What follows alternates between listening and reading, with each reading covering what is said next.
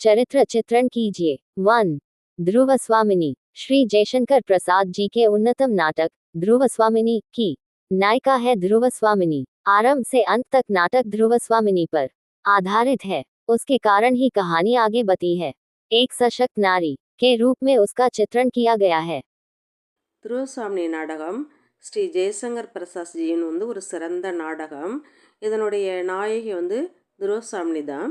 இந்த நாடகம் தொடக்கத்துலேருந்தே முடிவு வரைக்கும் துருவசாமியை மையமாக வச்சு தான் அமைஞ்சிருக்கு. அவளுடைய செயல்கள் தான் இந்த கதையின் நிகழ்வுகளுடைய முன்னேற்றமாக அமைந்திருக்கு. அவளுடைய வலிமையான சக்தி வாய்ந்த பெண்ணாக இந்த கதையில் ஆசிரியர் சித்தரிச்சிருக்கிறார். இதுதான் இந்த கதையோடைய இந்த பேராகிராஃபோடைய பொருள். உங்களுக்கு இதை நீங்கள் புரிஞ்சு படிச்சிங்க. लिच्छवी राजा की पुत्री। लिच्छवी राजा की पुत्री ध्रुवस्वामिनी उपहार के रूप में राजा समुद्रगुप्त के यहाँ भेजी जाती है। जन्म से वह राजकुमारी है और राज सुख बहुत सारे का अनुभव अंत तक उसे प्राप्त करती है। उसके रूप से आकर्षित होते हैं। துருவசாமினி லிச்சவி அரசரின் மகள்.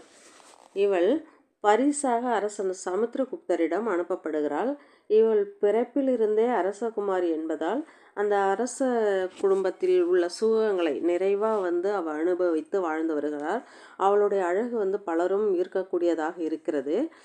அவள் வாழ்க்கையின் கடைசி வரைக்கும் அந்த அரச குடும்பத்துக்கு உரிய மகிழ்ச்சிகளை அனுபவித்து வாழ்ந்து வருகிறாள். இதுதான் இந்த பேராவுடைய பொருள். இதை புரிஞ்சு படிச்சீங்க.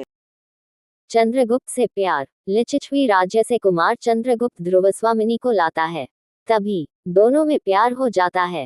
ध्रुवस्वामिनी चंद्रगुप्त से बहुत प्यार करती है। राजा समुद्रगुप्त चंद्रगुप्त को अपना उत्तराधिकारी घोषित करते हैं।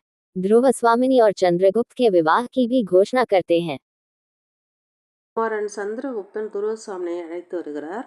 அப்போது அப்படி அவங்க ரெண்டு பேருக்கும் ரொம்ப காதல் மலர்கிறது. இருவரும் மிகுந்த அன்புடன் காதலிக்கிறார்கள். அரசன் சந்திரகுப்தனை என்ன பண்ணுறாங்க அப்படின்னா உத்தராதிகாரியாக அறிவிக்கிறாங்க. அந்த நேரத்தில் துருவசாமி மற்றும் சந்திரகுப்தன் திருமணமும் அறிவிக்கப்படுகிறது. இதுதான் இந்த பேராகிராஃபுக்கு பொருள். இதை நீங்கள் பொருள் புரிஞ்சு படிங்க. काय रामगुप्त से विवाह। आर्य समुद्रगुप्त के स्वार्थ सिधारने के तुरंत बाद मंत्री शिखर स्वामी की सहायता से अपने आप को राजा घोषित करता है। यही नहीं, वह ध्रुवस्वामिनी से बलपूर्वक विवाह भी कर लेता है।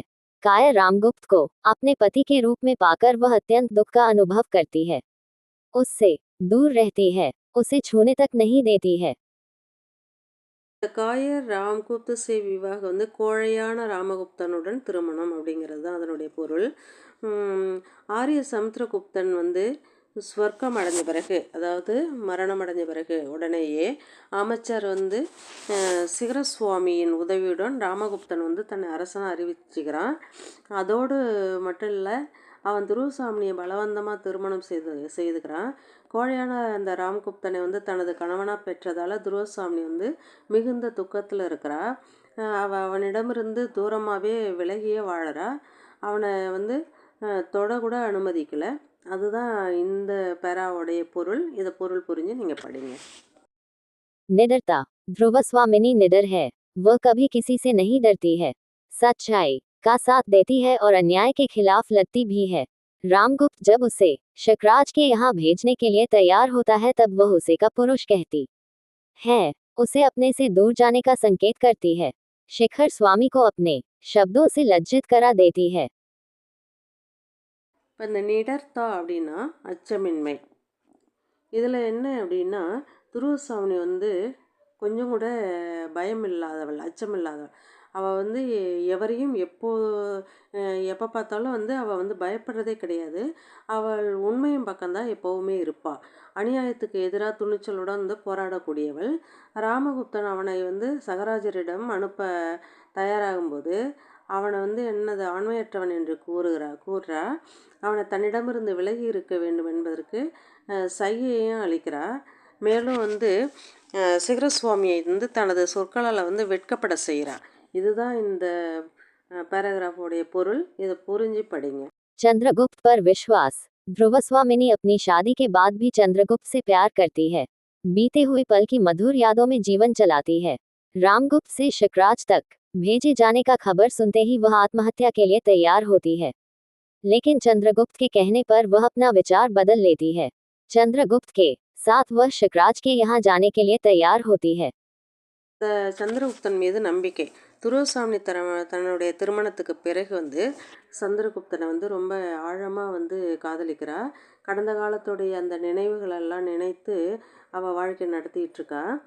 அந்த ராமகுப்தன் அவளை சகராஜரிடம் அனுப்ப போவதா செய்தி கேட்டதும் அவள் தற்கொலை செய்ய தயாராகிறா. ஆனால் சந்திரகுப்தன் சொல்ல கேட்டு அவள் தனது எண்ணத்தை மாற்றிக்கிறா. மாற்றிட்டு கடைசியாக என்ன பண்ணுறா, சந்திரகுப்தனுடன் சேர்ந்து சகராஜரிடம் செல்லவும் அவள் தயாராகிட்டான். இதுதான் இந்த பேராகிராஃபுக்கு பொருள். இந்த பொருள் புரிஞ்சு படிங்க. बुद्धि प्रधान ध्रुव स्वामिनी बुद्धि प्रधान सिद्ध होती है। वह चंद्रगुप्त के साथ मिलकर शिखराज को मार डालती है।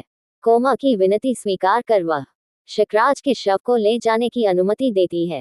पुरोहित से कहकर वह अपने आप को रामगुप्त की शादी से छुड़ा लेती है।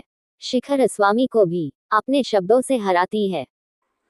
புத்தி பிரதான் புத்திசாலித்தனம் அப்படின்னு அர்த்தம்.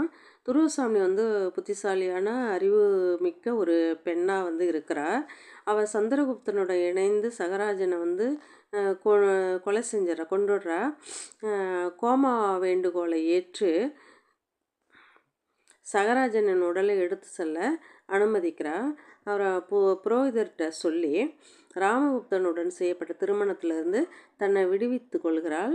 அப்புறம் சிகரசுவாமி தனது சொற்களால் தோற்கடிச்சிடுறார். இதுதான் இந்த பேராகிராஃபோடைய பொருள். இதை புரிஞ்சு படிங்க. इस प्रकार एक सफल नारी के रूप में ध्रुव स्वामिनी का चित्रण किया गया है। नाटक के आरंभ से अंत तक ध्रुव स्वामिनी का चरित्र महत्वपूर्ण ठहरता है, इसीलिए इस नाटक का नाम ध्रुव स्वामिनी रखा गया है। असल में ध्रुव स्वामिनी सफल पात्र ठहरती है। पाठकों के मन में अपने लिए एक अलग स्थान प्राप्त करने में वह सफल सिद्ध होती है। இந்த விதமாக இவ்வாறு அந்த இஸ் பிரகார் ஏக் சஃபல் நரிக்கே ரூபமேம் இந்த இதில் இந்த என்ன அப்படின்னா துருவசாமி ஒரு வெற்றிகரமான பெண்ணாக சித்தரிக்கப்படுறதோடு இல்லாமல் நாடகத்தின் தொடக்கத்திலேருந்து முடிவு வரைக்கும் துருவசாமி மிகுந்த முக்கியத்துவம் பெற அந்த கதையில். அதனால தான் இந்த நாடகத்துக்கு துருவசாமிங்கிற பெயர் வைக்கப்பட்டுள்ளது. உண்மையிலே துருவசாமி வெற்றி பெற்ற பாத்திரமாக தான் திகழறா.